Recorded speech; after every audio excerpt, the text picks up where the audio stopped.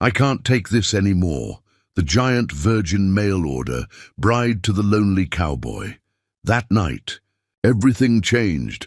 I can't take this anymore. Claire. Drake's voice shattered the barn silence as the giant virgin mail order bride confronted the lonely cowboy who'd been her husband for 2 months, but had never once touched her, never consummated their marriage, never even slept in the same room, leaving her to lie awake every night wondering if her 6'1" frame and powerful build made her so unfeminine that even legal wedding vows couldn't make Ethan Drake desire her enough to claim what should have been his on their wedding night. She'd saved her virginity for 26 years, believing it would be a precious gift for her husband. But now the giant bride stood trembling with fury and heartbreak because she'd just overheard the lonely cowboy tell his ranch hand he planned to keep their marriage platonic forever, and 63 days of painful politeness, of sleeping in separate rooms, of him flinching away from her touch like she carried disease, had finally broken something inside her that couldn't be repaired with more waiting, more patience, more pretending she didn't have needs and desires, and a woman's body that was dying to be touched by the man who'd promised to cherish. The Wyoming night air smelled like hay and horses and the coming winter, cold enough that Claire could see her breath in angry white clouds. She dropped the firewood she'd been carrying when she heard Ethan's words through the barn wall, and now it lay scattered at her feet like broken promises. Inside the barn, lamplight flickered through the cracks, and she could hear Ethan dismissing Cole, his ranch hand, could hear the shuffle of boots as Cole made himself scarce. Then Ethan appeared in the barn doorway, and his face went white as death when he saw her standing there. He knew she'd heard everything. "Claire, let me explain." "No." The word came out like a whip crack, sharp and final. "I don't want explanations. I want the truth. You married me to be your what? Your housekeeper? Your ranch hand? Your safe platonic companion you never have to touch?" Ethan flinched like she'd struck him. "It's not like that. Then what is it like?" Claire felt 2 months of hurt and confusion crystallize into rage, felt it rising in her chest like fire. "Why did you send for a wife if you never intended to have one? Why did you marry me if you can't stand to touch me?" "That's not—" Ethan reached for her and she stepped back, her boots crunching on the scattered firewood. Don't you dare touch me now when you've spent 63 days avoiding me like I'm diseased." Her voice was shaking but getting stronger, not weaker. "Do you know what it's like, Ethan? Do you know what it's like to be too tall your whole life? Too strong, too much woman for any man to want? I'm 26 years old. I've had men look at me like I'm a curiosity or a workhorse, but never like I'm desirable. Never like I'm a woman they'd actually want to keep." Tears were burning in her eyes now, but she refused to let them fall. "I saved myself. I guarded my virginity like it was something precious because I believed, God, I was so stupid. I believed it would be special with my husband. That finally someone would want me for more than my ability to lift heavy things or work hard. And now I have a husband who looks at me like I'm terrifying, who sleeps in the barn to avoid sharing a room with me, who just told his ranch hand he plans to keep our marriage platonic forever. Claire, please." Ethan's voice was breaking. "No more please. No more give it time. No more careful, respectful distance, while I die a little more every day, wondering what's wrong with me." Claire drew herself up to her full height, and in the lamplight she looked like some ancient warrior queen, powerful and magnificent and utterly done with being patient. "Either tell me the real reason you won't touch me, or I'm packing my things at first light. I won't stay in a marriage that isn't a marriage. I deserve better than that. I deserve to be wanted." She turned to walk away, her chest heaving, her hands shaking with rage and hurt, and something that felt like breaking. "My wife died." Claire froze. The words hit her like a physical blow, stopping her mid-step. "My first wife," Ethan continued, and his voice sounded like it was being dragged over broken glass. "Margaret, 3 years ago. She died in childbirth. Her and our baby girl both." Claire turned slowly, and what she saw in Ethan's face made her anger falter. He looked destroyed, Absolutely destroyed. She was in labor for 2 days, Ethan said, staring at nothing, his eyes haunted, screaming, begging me to make it stop. The doctor couldn't do anything. I had to hold her hand and watch her suffer and bleed and die because I'd gotten her pregnant, because I'd wanted her, because I'd taken her to bed like a husband has the right to do. His voice cracked completely. I killed her, Claire. My desire killed her. My need for a child killed both of them. And I swore, standing over her grave, that I would never, ever do that to another woman. Never risk another life just because I was lonely or selfish or wanted. He stopped, pressing his fist against his mouth like he could hold back the words. Claire felt the anger drain out of her. Replaced by understanding that made her chest ache. But then another feeling rose up, not anger exactly, but something fiercer, something that refused to accept his logic even as she understood his pain.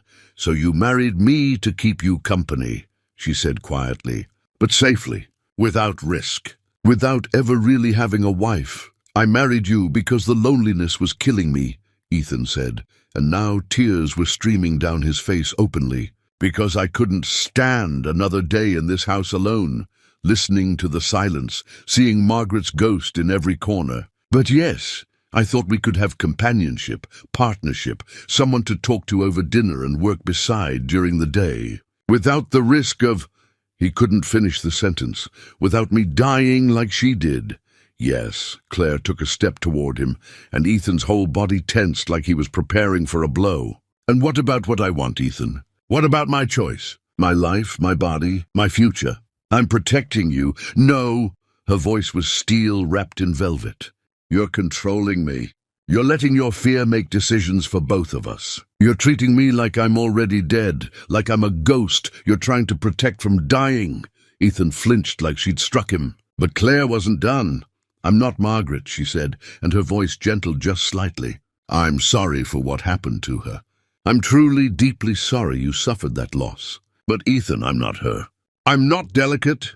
I'm not weak. I'm built like an ox. Everyone's always told me so, usually like it's a curse, but maybe it's not. Maybe I'm strong enough to survive what she couldn't. You don't know that, neither do you. Claire stepped closer, right into his space, and Ethan backed against the barn wall instinctively. You don't know what will happen. None of us do. Margaret might have died even if she'd never met you. Women die in childbirth all the time. It's not your fault, Ethan, it's tragedy. But it's not your sin to carry. I can't risk you. It's not your risk to take. Claire's voice rose again, passionate and fierce. It's mine, my body, my life, my choice. And I'm tired. I'm so tired of men making decisions about what I can handle, what I can survive, what I'm allowed to want. She was close enough now that she had to tilt her head down slightly to look him in the eyes, and she saw his hands clenching at his sides. Saw how his whole body was trembling. You want the truth? Claire asked. Here it is. I want you, Ethan Drake. I've wanted you since our wedding day. I lie awake every night in that big empty bed, wondering what's wrong with me, that my own husband can't bear to touch me. I've been slowly dying of loneliness and shame, and feeling unwanted, while you've been out here protecting me from life. Claire. Ethan's voice was strangled. I'm not finished. Her eyes blazed. You said you won't risk putting another woman through childbirth. Fine, then we'll be careful. There are ways to prevent it. Sponges, timing, withdrawal. But I will not live in a marriage without intimacy because you're too afraid to let me make my own choices about my own body and my own life. I'm terrified of losing you, Ethan whispered, and his voice broke on the words. Then lose me while I'm alive, Claire said fiercely, and suddenly she was cupping his face in her hands, forcing him to look at her. Lose yourself in me. Risk it, Ethan. Choose life over fear. Choose me, the real me, not some protected version you're trying to keep safe. Choose us. Choose this marriage. Choose to actually be my husband instead of my careful, distant keeper. Something in Ethan's face cracked wide open. Years of grief and guilt and desperate loneliness all breaking through at once. I want to, he breathed, and his hands came up to grip her wrists like she was the only solid thing in a spinning world. "God, Claire, I want you so badly I can barely breathe around you. Do you know why I sleep out here? Because lying in that room, across the hall from you, knowing you're in our bed, knowing I could cross that hall and climb in beside you and—" He stopped, his breathing ragged, his eyes dark with desire and fear and desperate hope all tangled together. "I'm not strong enough," Ethan confessed. "I'm not strong enough to be near you and not want you. I'm not strong enough to touch you and then stop. That's why I've kept my distance, Claire. Not because I don't want you, because I want you too much." Claire felt her breath catch at his confession, felt something hot and powerful flood through her chest. "Then stop trying to be strong," she whispered, and her thumbs brushed across his cheekbones, feeling the roughness of stubble, the dampness of tears. "Stop trying to protect me from everything, including yourself. I don't need strength from you, Ethan. I need honesty. I need you to stop treating me like I'm made of glass when I'm made of iron." Ethan's eyes were locked on hers, dark green in the lamplight, full of hunger that had been starving for 2 months, for 3 years, maybe for his whole life. "If I start," he said hoarsely, "if I let myself touch you the way I want to, I don't know if I can be gentle. I don't know if I can be the careful, respectful husband you deserve." "Good," Claire said, and she meant it with every fiber of her being. "I don't want careful. I don't want respectful distance. I want you, Ethan, all of you, the grief and the fear and the desperate need. I want the man, not the ghost he's been pretending to be." Something in Ethan finally broke. His hands came up to frame her face, and he was kissing her, really kissing her for the first time since their wedding, and it was nothing like the dry peck he'd given her in front of the preacher. This was desperate and hungry and raw, like a drowning man finally reaching air. Claire gasped against his mouth and kissed him back just as fiercely, her hands fisting in his shirt. Pulling him closer, Ethan made a broken sound deep in his throat, and suddenly they were moving, stumbling. Claire's back hitting the barn wall with enough force to knock the breath from her lungs, but she didn't care. Didn't care about anything except that Ethan's body was finally against hers, that his hands were in her hair, that he was kissing her like he'd die without it. "Tell me to stop," Ethan gasped between kisses, his mouth moving from her lips to her jaw to her throat. "Tell me this is too fast. Tell me you need time. Tell me—" "Don't you dare stop," Claire commanded, her voice coming out breathless and fierce. "Don't you dare use my supposed fragility as an excuse to run away again. I'm not fragile, Ethan. I won't break." To prove it, she grabbed his shirt and pulled, buttons scattering into the hay. Ethan's eyes went wide with shock, and then dark with desire, and his hands moved to her dress, fumbling with buttons that had taken her 20 minutes to do up that morning. Claire helped him, impatient now, desperate after 2 months of waiting, of wondering, of lying awake imagining this exact moment. "Are you sure?" Ethan asked, even as his hands shook with need, even as his breathing came hard and fast. "Claire, are you absolutely sure?" "Because once we do this, once I won't be able to go back to sleeping across the hall. I won't be able to pretend I don't need you." "Then don't," Claire said simply.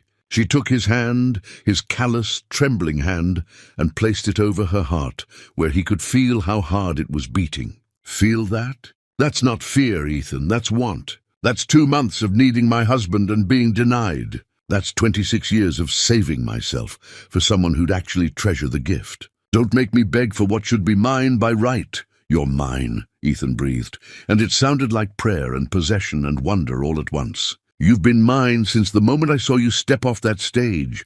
So tall and strong and magnificent, I thought I was hallucinating. I thought God was punishing me by sending me exactly what I wanted, but was too afraid to take."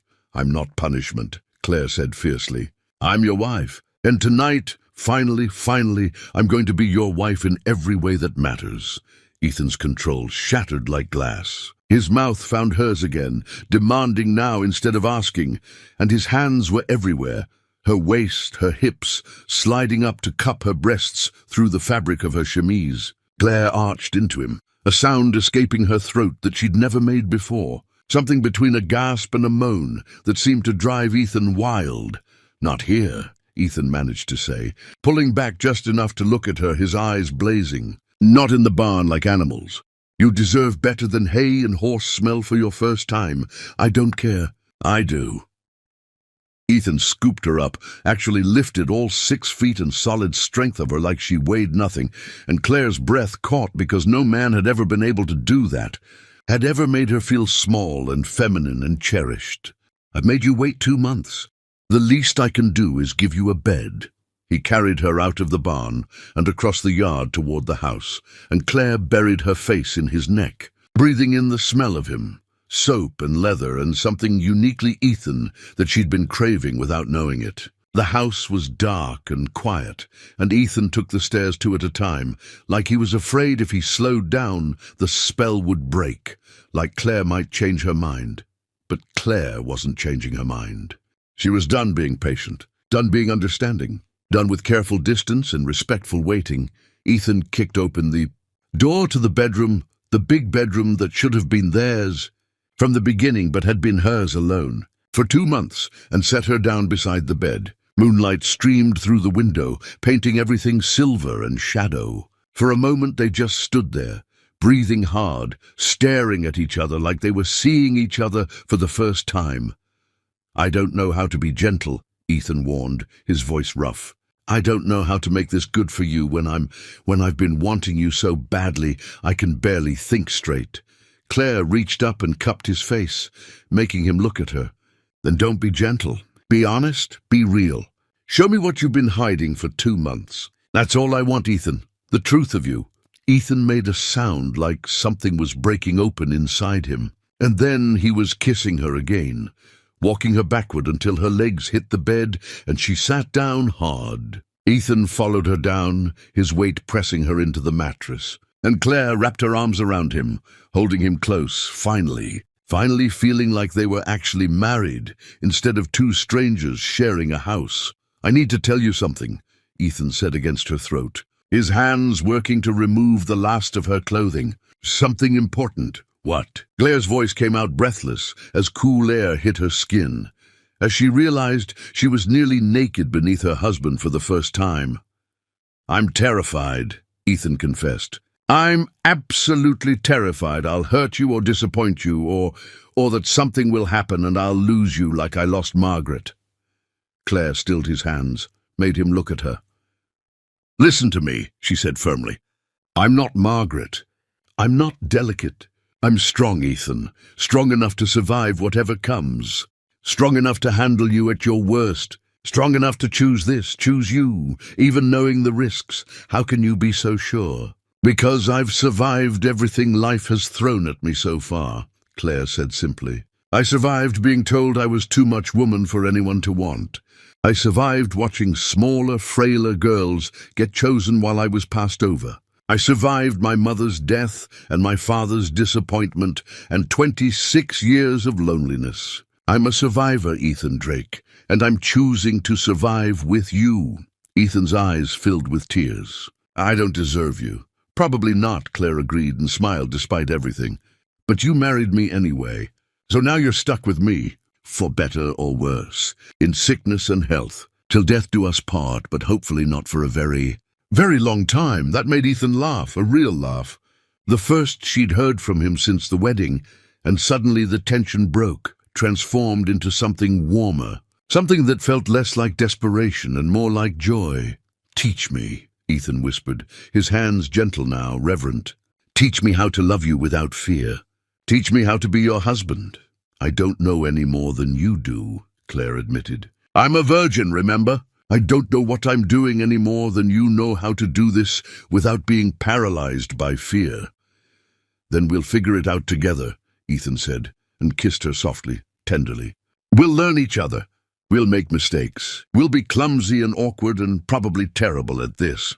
"Probably," Claire agreed, smiling against his mouth. "But we'll do it honestly," Ethan continued. "No more distance. No more fear controlling us. No more living like ghosts instead of people. No more sleeping in separate rooms," Claire added. "Never again," Ethan promised. "From tonight on, you're stuck with me in this bed." Even when I snore, even when I steal the blankets, even when I wake up from nightmares about Margaret and need you to remind me that you're real and alive and here. Especially then, Claire said softly. Ethan kissed her again, and this time, when his hands moved across her skin, there was no hesitation, no holding back, just honest desire and the courage to act on it. Claire responded in kind, letting her own hands explore, learning the landscape of scars and muscle and warm skin that was now hers to touch, hers to know, hers to love. This might hurt, Ethan warned as their bodies finally aligned, as he positioned himself between her thighs. Your first time, I've heard it can hurt women. I know, Claire said calmly. My mother told me, but pain passes, Ethan. And what comes after, connection, intimacy, truly belonging to each other, that's worth a little pain. Ethan moved slowly, carefully, his eyes locked on Claire's face like he was memorizing every expression, every flicker of emotion. When he finally entered her, Claire gasped, not from pain exactly, though there was some of that, but from the overwhelming sensation of finally being joined with her husband, of no longer being untouched and unwanted and alone. Are you all right? Ethan froze immediately, his whole body tense with the effort of holding still. Claire, talk to me. Am I hurting you? No, Claire managed, though her voice came out shaky. I mean, yes, a little, but don't stop. Please don't stop. I need to know what this feels like. I need to know what I've been missing. Ethan made a choked sound and began to move, slowly at first, letting Claire's body adjust, letting the initial discomfort fade into something else entirely, something that made her breath catch for different reasons, something that made her understand why people risked everything for this connection. Look at me, Ethan commanded softly, and when Claire opened her eyes, she hadn't realized she'd closed them. His face was inches from hers, his expression raw and open and full of wonder. I see you, Claire. I see how strong you are, how brave, how absolutely magnificent. Claire felt tears slip down her temples into her hair. I see you too, she whispered back. Not the ghost you've been trying to be. The real you, the one who's terrified, but choosing to love me anyway. Ethan's rhythm stuttered, and suddenly he was crying too, tears falling onto her face as he moved inside her. I'm choosing you, he gasped. I'm choosing life. I'm choosing to believe that maybe love doesn't have to end in death. Maybe it can just be this, just us, just real. Their coupling wasn't graceful or perfect. It was clumsy and emotional and awkward in places, exactly what two people learning each other should be. But it was honest, raw, real. When Ethan finally shuddered and collapsed against her, spent and vulnerable, Claire wrapped her arms around him and held him tight, feeling his heart hammering against hers. Thank you, Ethan whispered into her neck. Thank you for not giving up on me. Thank you for making me face my fear. Thank you for being strong enough for both of us. Claire stroked his hair, feeling his weight pressing her into the mattress, feeling cherished instead of crushed. You're welcome. But Ethan, you're stronger than you think. It takes strength to love after loss. It takes courage to risk your heart again. They lay there in the moonlight, still joined, and Claire realized something profound. Her virginity hadn't been a gift she'd given Ethan tonight. Their vulnerability had been the real gift. His willingness to risk, her willingness to demand more than safe distance. That was what had transformed them from strangers into something real.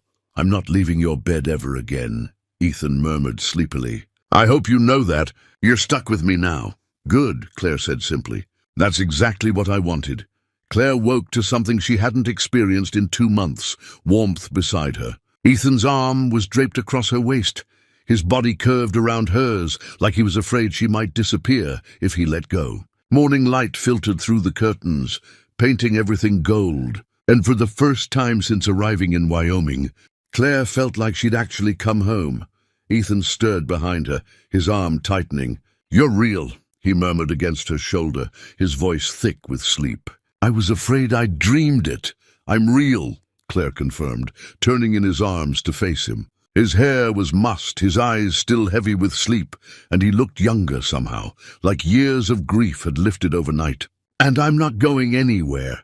Ethan's hand came up to cup her face, his thumb brushing across her cheekbone with such tenderness it made her chest ache. I wasted 2 months, he said quietly. 2 months of having you here, of being married to you, and I wasted them because I was too afraid to live. You weren't ready, Claire said simply. And maybe I needed those 2 months to find my courage too. To get angry enough to demand what I deserved, instead of waiting patiently for you to decide I was worth the risk. You were always worth the risk, Ethan said fiercely. I was just too broken to see it, too trapped in the past, to recognize the miracle standing right in front of me. Claire kissed him softly. We're both broken in different ways. Maybe that's what makes us fit.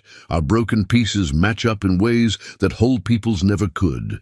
They lay there as the sun climbed higher, talking quietly about everything they'd been too afraid to say before. Ethan told her about Margaret, not with guilt this time, but with honest grief and memory. Claire told him about Philadelphia, about her mother's death, about the men who'd wanted her body but never her heart. They shared their wounds like gifts, trusting each other with the tender, damaged parts neither had shown anyone else. What happens now? Claire finally asked. We can't stay in bed forever, though God knows I'd like to try. Ethan smiled, a real smile that reached his eyes. Now we build a real marriage. We work the ranch together. We eat meals together. We sleep in the same bed and figure out how to be partners instead of strangers. He paused, his hand moving to rest on her stomach. And we'll be careful, like you said. We'll use precautions. But Claire, someday, if you want children, if you're willing to risk it, let's take it one day at a time, Claire interrupted gently. Last night you learned you could love without losing everything. That's enough for now. The rest, children, the future, all of it, we'll figure out when we're ready. Ethan nodded, relief clear on his face. One day at a time. I can do that, especially if every day starts like this, with me in your arms instead of across the hall. Exactly that. They eventually rose, dressed, and faced the day together, truly together for the first time. When they walked into the kitchen, Cole was already there getting coffee, and he took one look at their faces and grinned. About damn time, boss, he said, tipping his hat to Claire. Mom, I don't know what you said to him last night, but thank you. Man's been a ghost for 3 years. Good to see him actually living again. Ethan didn't even have the grace to look embarrassed. He just pulled Claire close and said, My wife reminded me that hiding from life isn't the same as honoring the dead, and that some things are worth the risk. Claire leaned into him, feeling his solid warmth, feeling chosen and cherished, and finally seen as the woman she actually was, instead of some fragile thing that needed protecting. We both took risks last night, she said quietly, and we're both still here. Still standing, still together. Still together, Ethan echoed and kissed her temple. And that's how we'll face whatever comes, together. That night, as they climbed into bed, their bed now, no more separate rooms, no more careful distance, Claire realized something profound. She'd come to Wyoming thinking her virginity was the precious gift she'd saved for marriage. But the real gift had been something else entirely, the courage to demand more than safety, to insist on real intimacy even when it was risky, to refuse to let fear, his or hers, control their lives. And Ethan's gift hadn't been overcoming his trauma overnight. It had been choosing to try despite his terror, to risk loving again even knowing love could end in loss, to trust that Claire was strong enough to handle whatever life threw at them. Together, they discovered that real love wasn't about protection or perfection. It was about honest vulnerability, about being brave enough to be broken in front of each other, about choosing connection even when it scared you to death. As Claire drifted off to sleep in her husband's arms, she thought about those 63 days of loneliness and waiting. They'd been painful, yes, but they'd also been necessary, because without them, she wouldn't have found the courage to say, I can't take this anymore. And without that moment of breaking, they never would have discovered what happened when you stop hiding and start living. Everything had changed that night. Not because problems magically disappeared, but because two broken people had finally been honest enough to let each other in. And sometimes that's all love really is, the courage to be vulnerable and the grace to accept someone else's vulnerability in return. Now we want to hear from you. Have you ever been in a relationship where fear, yours or your partner's, kept you from real intimacy? Have you ever had to say, "I can't take this anymore," to finally break through walls that were slowly killing your connection? What risks have you taken for love, and were they worth it? Share your story in the comments below. Your experience might be exactly what someone else needs to hear today. And if this story touched your heart, if Claire and Ethan's journey reminded you that broken people can still build beautiful things together, please subscribe to our channel and turn on notifications. We share powerful stories of love, courage, and transformation every week. Stories that remind us all that vulnerability isn't weakness. It's the bravest thing we can offer another human being. Tell us where you're watching from and what part of their story moved you most. Are you in New York, Tokyo, Nairobi, São Paulo? We love knowing our community spans the globe, all of us learning together what it really means to love and be loved.